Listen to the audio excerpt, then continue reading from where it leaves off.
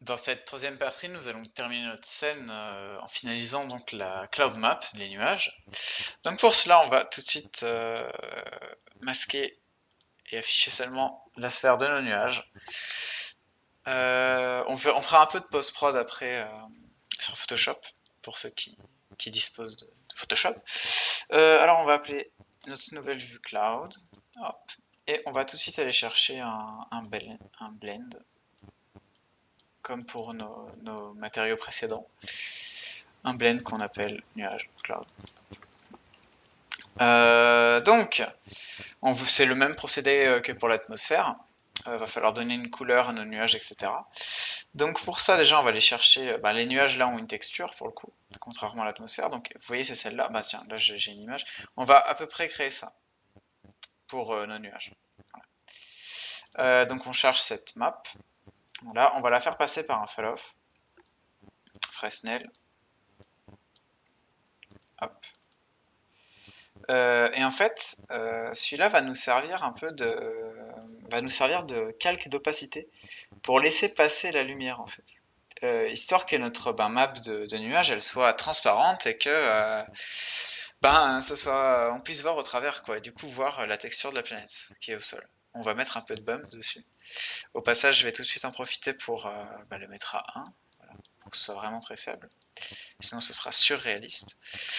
Et donc, on va la projeter aussi là, cette map. Bump. Ici, on remet à 1, pareil. Et ce qu'on va faire, c'est que on va donner une couleur. On va donner une couleur à ce deuxième matériau, donc une couleur plutôt aurore. Vous allez comprendre. Hop, gradient. Hein, je repasse en normal ici. Et donc là, je vais encore aller en chercher un, comme je l'ai fait précédemment dans le tutoriel. Cloud, nuage, voilà. Donc essayez d'obtenir à peu près ce gradient-là. Si c'est pas exactement la même chose, c'est pas grave. Hein. De toute manière, c'est vous qui réglez comme vous le souhaitez. Et en fait, celui-là, je vais le lancer en diffus. Hop, pardon, petit misclick. En diffus. Et vous voyez qu'en fait, ma map ici, mes nuages ont une couleur, ils sont pas simplement noir et blanc. Et ce qu'on va faire, c'est qu'on va finaliser avec un masque, comme on l'a fait précédemment dans le tuto. Hop. Voilà, on inverse, on passe en shadow light, on règle un peu notre courbe. Ça, on sait faire maintenant, histoire que ce soit bien doux. Masque. Et là, normalement, on a notre cloud map qu'on peut jeter sur la sphère. Voilà. Ici, on fait un rendu. Alors, je vais m'approcher un petit peu. Si on fait un rendu, on voit il y a quelques secondes. Voilà. Donc là, je vais faire apparaître tous les objets. Et donc, pour finaliser notre travail, on va placer une caméra et puis on fera un rendu qu'on ira passer un peu en post-prod et puis on aura du coup terminé l'exercice. Alors pour placer la caméra, on se place ici en Show Safe Frames, histoire de bien avoir les bonnes dimensions. Donc quand vous avez trouvé un angle qui vous intéresse à peu près, moi je vais la placer comme ça. Voilà. Après bon, ce sera à vous de placer votre caméra comme vous voulez, hein, c'est votre rendu après tout, donc ça ne me regarde pas. Donc vous faites un CTRL-C, et là vous avez placé une caméra. Qu'après sur les autres vues, par exemple sur la top, vous pouvez déplacer, baisser un petit peu si vous trouvez que c'est trop, etc. Là d'ailleurs je vais la déplacer peut-être un peu vers la gauche, comme ça. Voilà. On va laisser un peu d'espace sur les côtés, de manière à pouvoir faire quelque chose d'intéressant qui est en post-prod. Donc quand votre caméra est placée, vous faites un premier rendu en low résolution pour voir si l'angle vous correspond bien. Donc tel quel, vous ne touchez pas les options de rendu. Alors pour ma part, ça donne ça. Du coup, je vais peut-être changer un peu de vue, puis vous voyez qu'en bas, en fait, sous Mental Ray, vous pouvez ici, donc là, je vais pas bouger les curseurs parce que pour le bien du tutoriel, je préfère faire un rendu rapide. Mais vous pouvez augmenter la qualité. Je vous laisse tâter un peu ces réglages pour essayer d'obtenir une bonne image de sortie avant la post-prod. Ce qu'on va faire, c'est que une fois que vous avez votre caméra, que vous êtes content, vous allez dans Render Setup. Et ici, vous venez donc chercher HDTV vidéo. Et vous mettez une résolution HD qui vous plaira. Donc on va faire par exemple 1920 par 1080p. Donc je vais faire le rendu. Donc voilà, pour ma part, ça donne quelque chose de comme ça. Et ce qu'on va faire maintenant, c'est qu'en fait, on va exporter notre image. Donc je vais le mettre dans Screen, comme ça je le retrouve facilement. Je vais l'appeler rendu tuto. Voilà. Et on va l'enregistrer donc une fois en Targa.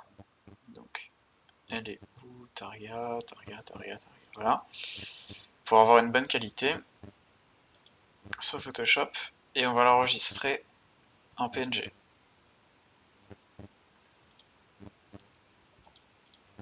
Voilà. Hop. Donc on va maintenant passer de 3ds Max à Photoshop. On va chercher notre rendu tuto en PNG. Et le PNG, pourquoi c'est intéressant? Tout simplement parce qu'en fait l'objet est mis en objet en PNG, enfin il n'y a pas le fond noir. Et ça va nous arranger pour appliquer une texture. Donc en fait, comme texture, on va venir prendre, alors on va en faire plusieurs. Milky Way. Alors j'ai pris des images sur, vous tapez sur Google Images Milky Way, c'est la Voie lactée, de manière à fusionner en fait des fonds. Vous voyez, celle-là est sympa par exemple. Pour créer un fond intéressant, pas juste mettre simplement une image. Et on va ouvrir celle-là, voilà, puis on va en ouvrir une deuxième pour faire ce qu'on veut. Je vais prendre par exemple celle-là. Allez hop, ouvrir. Ensuite, ce fond, on le prend, donc on le sélectionne, CTRL A, CTRL C, et on vient le coller sur notre composition. On le passe en arrière-plan, voilà. Et donc on peut voir notre planète avec un fond. Alors par contre, on peut redimensionner la taille. Donc CTRL T pour redimensionner la taille. Shift, pardon, pour garder les proportions. Et on vient placer notre fond. Hop. Entrée. Voilà. Et ce qu'on va faire, c'est qu'on va prendre celui-là aussi. On va le copier. CTRL C. CTRL V. On le colle. Voilà. Et donc en fait, on va venir fusionner ici les calques. Vous voyez ici dans incrustation, on peut essayer de trouver de quoi mélanger un peu nos arrière-plans pour créer une image qui est un peu plus intéressante. Donc après, c'est à vous de faire des essais en fonction des images que vous avez, etc. J'aime bien celle-là. J'aime bien ce style. Et après, une fois que vous avez ça, vous pouvez venir mettre un calque ici, de niveau par exemple, histoire de régler un petit peu les contrastes, la luminosité, etc. Pour obtenir quelque chose de satisfaisant. Alors bon, c'est vraiment très rapide, hein, il n'y a pas ici vraiment une grosse profondeur dans la post-prod, mais ça peut quand même vous permettre de faire des petites choses. Parce que c'est dommage de laisser juste un fond noir derrière votre rendu. Puis après, vous signez. Vous signez avec un petit texte. Hop. Voilà, Zeit.